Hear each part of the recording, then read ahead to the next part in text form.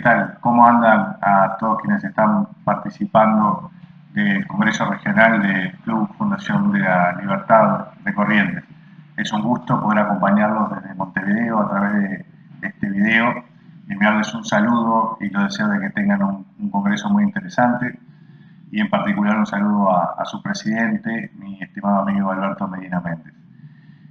El tema del Congreso y el tema sobre el que me pidieron que hablara son las reformas estructurales. Es un tema bien importante para los países de América Latina, ya que en términos generales hemos avanzado muy poco en las reformas estructurales que entendemos son necesarias para alcanzar el desarrollo, o por lo menos poner a nuestros países en la vía del desarrollo. Podemos hablar en algunos países de avances parciales, en algunos lamentablemente también de retrocesos en los últimos años. Hay experiencias nacionales bien diferentes, por lo cual yo quiero concentrarme como ejemplo y para compartir con ustedes algunas ideas en el caso de mi país, Uruguay. Creo que tenemos un mapa de reformas pendientes que son bien relevantes. Cuando uno mira a Uruguay en términos de comparación internacional, lo que encuentra es casi siempre en todos los indicadores: facilidad para hacer negocios, índices de libertad económica, índices de competitividad, una posición de mitad de tabla. No somos en general ni de los mejores ni de los peores, pero el puntaje que tenemos, el score que tenemos en esos índices, se mantiene a lo largo del tiempo. El problema fundamental que tiene el Uruguay hoy es que se mantiene estancado en un mundo que en general avanza, y con países que están haciendo, tanto en nuestro continente como fuera de él, las cosas un tanto mejor que Uruguay. Eso es lo que podríamos llamar un estancamiento real, que termina convirtiéndose en un retroceso relativo en comparación a otros países. ¿Cuáles son las grandes reformas que tenemos pendientes, que creo que en buena medida aplican para muchos países de América Latina? En primer lugar, la apertura de la economía. Uruguay, en términos comparados, sigue siendo un país muy cerrado, con el agravante además que es un país chico. Una economía del tamaño de la de Uruguay no tiene una verdadera alternativa a la apertura comercial.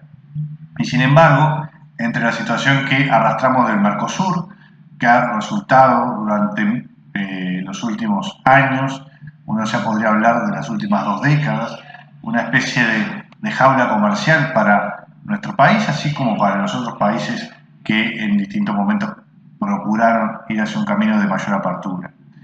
Ha impedido firmar tratados de libre comercio por su cuenta, ha implicado presiones de parte de otros países. En definitiva, el mapa de acuerdos comerciales que tiene Uruguay es muy escaso para el que necesitamos. Desde el Centro de Estudios para el Desarrollo hicimos ya del año pasado, y este año lo hicimos nuevamente, un índice de vulnerabilidad comercial que justamente encuentra que más de la mitad de las exportaciones de Uruguay se hacen pagando aranceles en comparación con otros países con los que competimos, como Nueva Zelanda, Australia o Chile, que han avanzado mucho, especialmente en la última década. Este es un gran debe. Una economía más abierta es una economía más competitiva, es una economía que puede captar más inversiones, que va a generar más puestos de trabajo. Uruguay, en buena medida, ya tiene muy pocos sectores que dependan para su funcionamiento de los tipos de protección que aún quedan, por lo cual las ganancias de una apertura comercial serían claramente un saldo neto positivo. Otro gran área de reformas es lo que podríamos denominar las reformas pro competitividad. Son las reformas que hacen al mercado de trabajo, por ejemplo, al marco regulatorio y al tema fiscal y los impuestos. Uruguay funciona en su mercado de trabajo con un régimen de consejos de salarios, una negociación tripartita entre el gobierno, representantes de los trabajadores y los empresarios por grupo de actividad, que resulta muy pesado porque se hace en base a categorías de trabajo para las que se fijan salarios y condiciones que no responden a la realidad muchas veces de las empresas concretas. No refleja grados de dinamismo, si una empresa le va peor o le va mejor, no refleja el tamaño de la empresa, no refleja la zona geográfica. En Uruguay Uruguay, como en Corrientes y como en todos los países, no es lo mismo una empresa instalada en la capital que instalada en el ámbito rural, que instalado en pequeños centros urbanos. La realidad económica es muy diferente y no se pueden fijar las mismas condiciones para todos. Entonces, tenemos que ir también hacia una negociación colectiva en términos del mercado de trabajo mucho más descentralizada, mucho más realista, mucho más moderna que la que tenemos hoy en el Uruguay, lo cual también, no tengo dudas, aplica para otros países de América Latina. También tenemos problemas con los impuestos. Uruguay tiene impuestos altos para las empresas, para las personas, tenemos impuestos altos al consumo, a la renta, a las ganancias de las empresas, y eso termina afectando la competitividad y la rentabilidad de las empresas. Arrastramos ya 4 años seguidos en que la inversión viene cayendo, y eso explica también por lo cual hace 4 años que la economía uruguaya ya crece muy poco.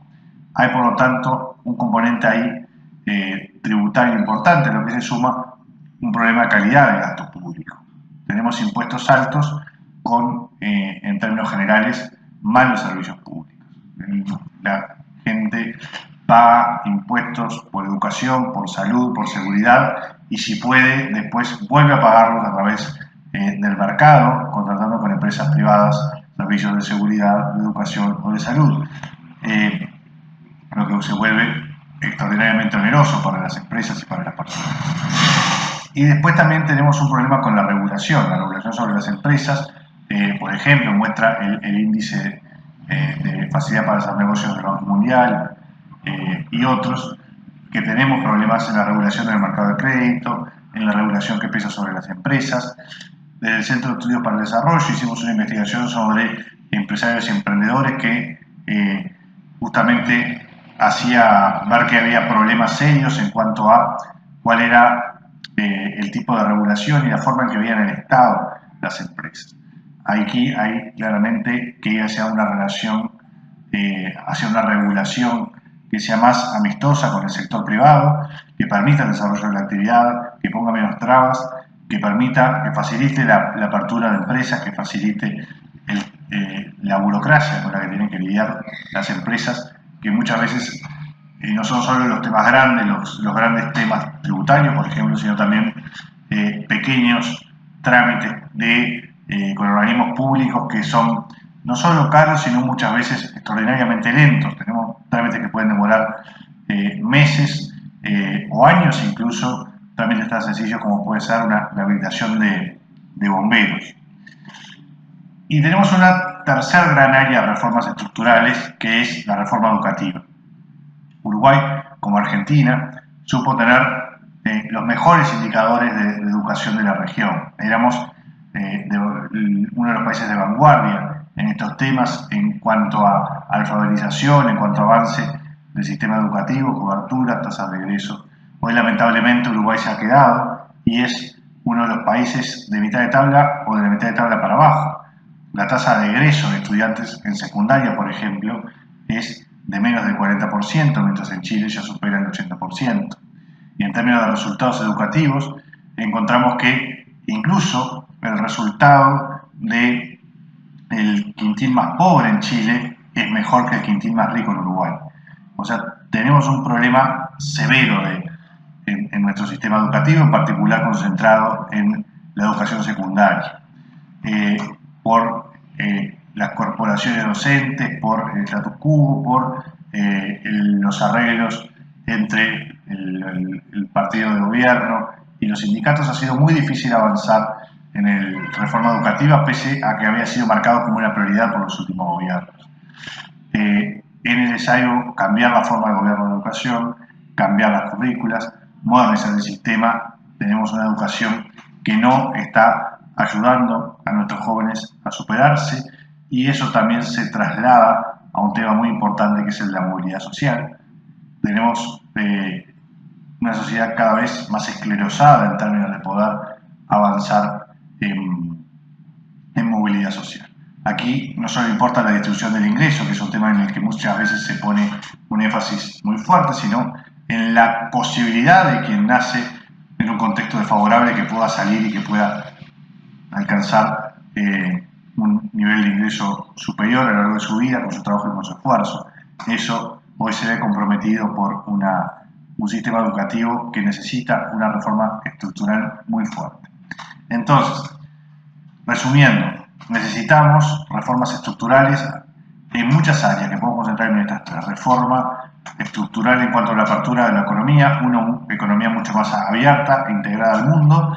En el caso de Uruguay eso es absolutamente indispensable. Creo que para todos los países de América Latina, pero más para quienes somos de los países chicos en el continente. Una agenda pro competitividad que incluye la reforma del mercado de trabajo, reforma fiscal y reforma de las regulaciones, y una tercera gran área que es esta reforma educativa y de cohesión social. También hemos constatado en investigaciones del Centro de Estudios para el Desarrollo una mayor fragmentación social en Montevideo. Tenemos que ir hacia una sociedad en que haya mayor movilidad social y mayor cohesión social. Eso tiene un impacto muy grande en muchos indicadores que hacen a la calidad de vida. No hay nada que intrínsecamente nos impida ser países desarrollados. Podemos ser países desarrollados si hacemos lo que debemos hacer, si hacemos lo que funciona. No hay que inventar la rueda. Tenemos bastante claro cuál es el camino que hay que seguir, cuáles son las políticas que funcionan y las que no, adaptadas, por supuesto, a la realidad de cada país, pero hay un camino claro. Índices como los de libertad económica, por ejemplo el de Fraser Institute o el de la Fundación Heritage, muestran claramente cuál es la relación entre las variables que hacen a la libertad económica y a la prosperidad de los países.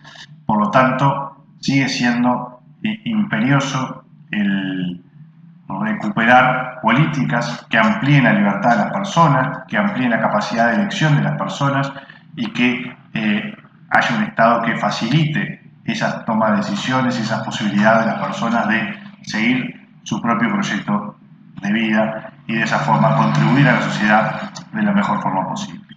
Estas son algunas de las reflexiones que quería compartir con ustedes, así que agradeciéndoles la oportunidad de poder participar por esta vía del Congreso y deseándoles que sea muy fructífero para todos quienes están participando. Los saludo nuevamente desde Montevideo. Muchas gracias.